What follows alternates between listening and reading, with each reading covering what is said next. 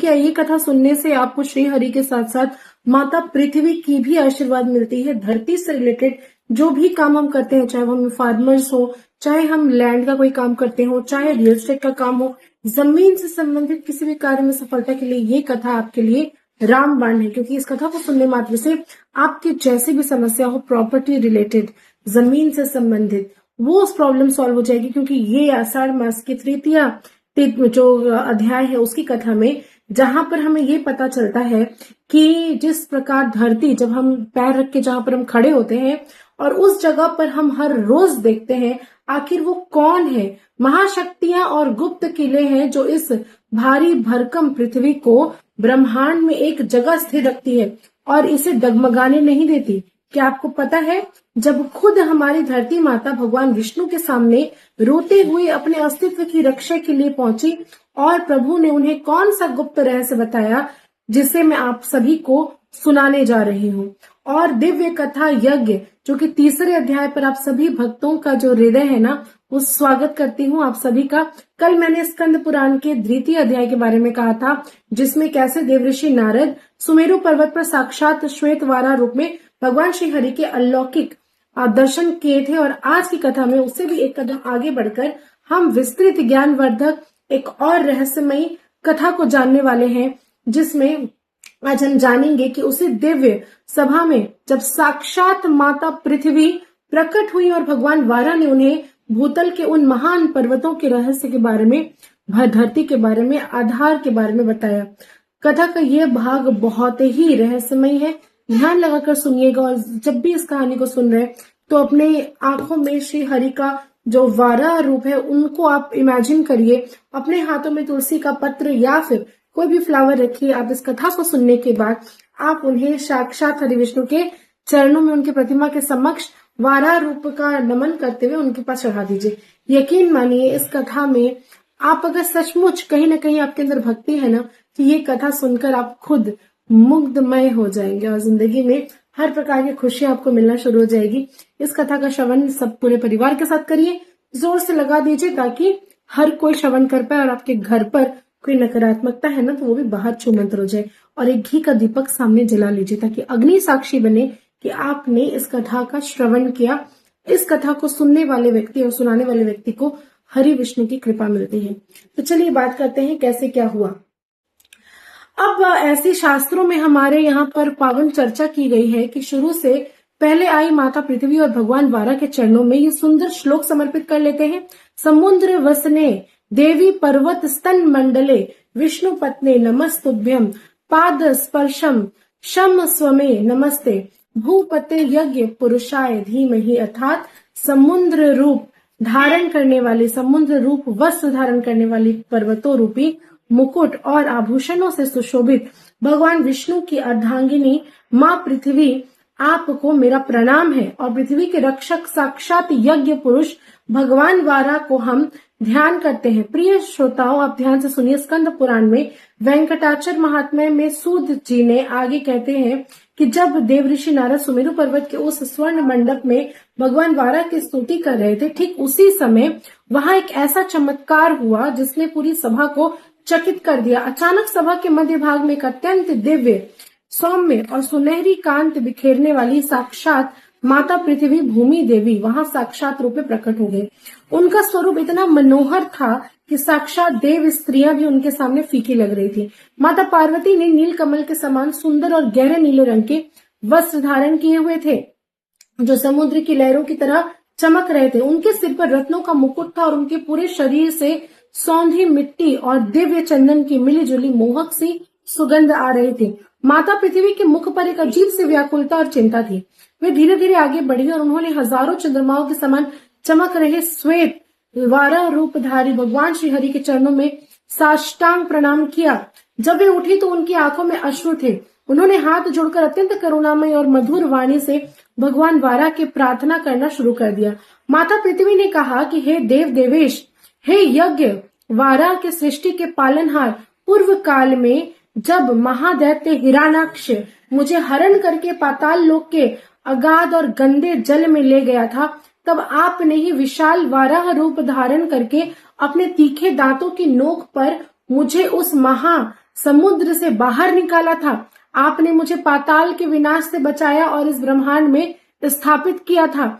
इसके लिए मैं आपको कोटि कोटि नमन करती हूँ। लेकिन हे प्रभु, मेरे मन में एक बहुत बड़ी संशय है। आपने मुझे शेषनाग के फन पर और समुद्र के ऊपर तैरते हुए कश्यप कछुए की पीठ पर टिका तो दिया है, लेकिन मैं इतनी भारी हूँ कि मेरे डगमगाने का भय सदा बना रहता है। इस असीम ब्रह्मांड में मेरी स्थिति का वास्तविक रहस्य क्या है?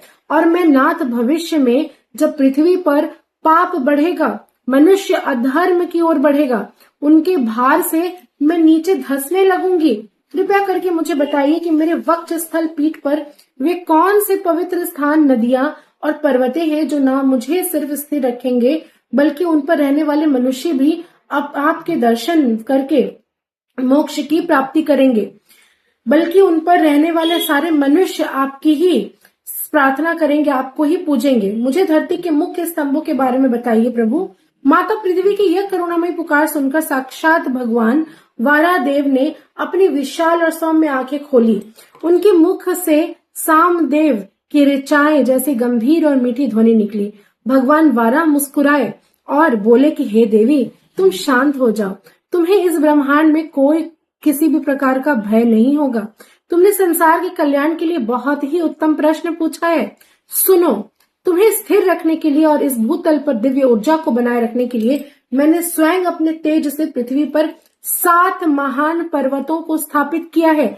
यह साधारण पहाड़ नहीं है, यह मेरी शक्तियों के केंद्र है, जिन्हें शास्त्र में कुल पर्वत कहा गया है। यह पर्वत पृथ्वी की रीढ़ की हड्डी की तरह है, जो तुम्हें बांध कर रखेंगे। श्रोताओं, अब भगवान वाराह ने जिन 7 पर्वतों के नाम और उनकी महिमा बताई है, उसे बहुत ध्यान से सुनिए, क्योंकि यह पर्वत आज भी हमारे भारतवर्ष में मौजूद है और गर्व है।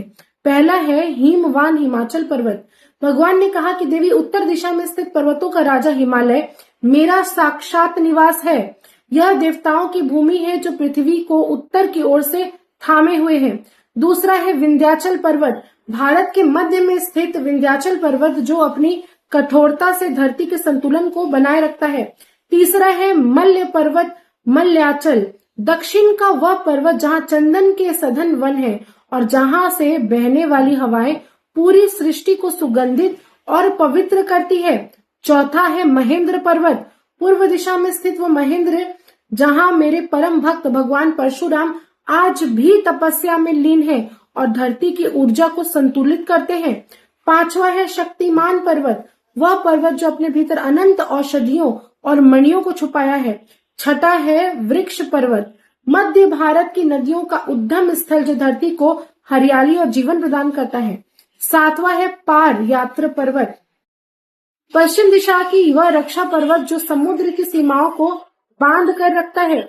भगवान वारा ने आगे कहा कि भूमि देवी, इन 7 कुल पर्वतों के अलावा मेरा तेज का एक अत्यंत गुप्त और सबसे दिव्य अंश दक्षिण दिशा में वेंकटाचल, जिसे आज हम तिरुपति बालाजी के नाम से जानते हैं, के रूप में स्थापित होगा। यह पर्वत साक्षात वैकुंठ का रूप है। जो भी मनुष्य इन पर्वतों की शरण में आएगा, उनके शिखरों के दर्शन करेगा, वह जीवन में सभी कष्टों से मुक्त हो जाएगा और अंत में मेरे परम पद को प्राप्त करेगा। यही पर्वत तुम्हारी स्थिरता का मुख्य आधार है। भगवान के इन वचनों को सुनकर माता पृथ्वी का सारा भय दूर हो गया। उनका मुख प्रसन्नता से खिल उठा और उन्होंने भगवान के चरणों में बारंबार वंदना की। प्रिय श्रोताओं, स्कंद पुराण की यह अद्भुत कथा हमारे जीवन में एक बहुत ही बड़ा मार्गदर्शन और उपाय लेकर आया है। जैसे हमारी पृथ्वी इतनी विशाल है, इस पर अरबों जीवों का भार है, समुद्र की उथल पुथल है, फिर भी यह इन 7 पर्वतों के आधार पर स्थिर और शांत रहती है। उसी तरह हमारे जीवन में भी दुखों का भार है, चिंताओं के तूफान उठते हैं, मन डगमगाने लगता है। आज का विशेष उपाय और सीख यह है कि जब भी आपका मन चिंताओं से घिर जाए और आप डगमगाने लगे, तो अपने भीतर की धैर्य और भक्ति को पर्वत की तरह खड़ा कर दीजिए। और इस कथा के अनुसार पर्वतों को भगवान का साक्षात रूप माना गया है। यदि आप किसी पहाड़ी क्षेत्र या ऊंचे स्थान पर स्थित मंदिर में जाकर दर्शन भी करते हैं ना, तो वहां की सकारात्मक ऊर्जा आपके मानसिक तनाव को तुरंत सोख लेता है।